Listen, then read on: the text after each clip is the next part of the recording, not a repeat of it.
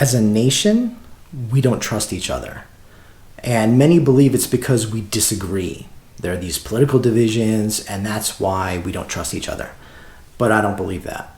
Actually, we don't trust each other because we lie and manipulate each other.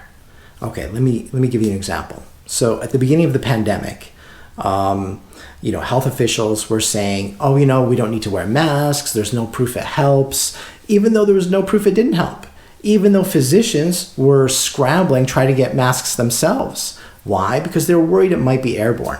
And that was the only way they were going to be able to protect themselves. But for some reason, we didn't need to. And then, once they did discover it was airborne, they're like, okay, everybody needs to have masks. And then they pushed the cloth masks, even though they weren't very effective. And they said, well, you have to have so many layers. And then, then they ramped up the fear-mongering because they wanted us to wear masks. And that spilled over into the political arena. So Republicans took one side and said, well, this virus isn't that dangerous. Masks don't help. Masks actually hurt. And they didn't do this because they believed this was truthful. They believed this was factual. They did it because they wanted to manipulate the other side into doing what they do. And Democrats, don't get smug here. They did the same thing, right? They decided that they were going to be pro-mask.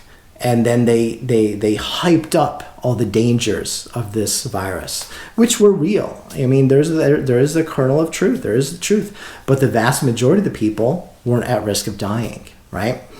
But they pushed this narrative. They exaggerated this narrative. So, again, not because it was factual, not because they believed it to be, absolutely true, but because they wanted the other side to do what they were doing.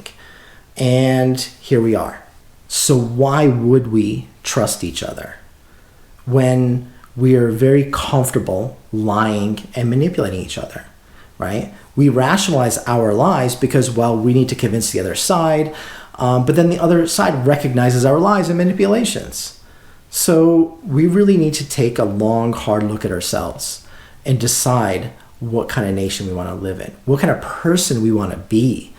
And I think if we do that and we do start respecting each other, respecting our intelligence, respecting our autonomy, I think that's going to go a long way towards healing these walls, these rifts, these scars we've inflicted on each other over the last few years and even decades.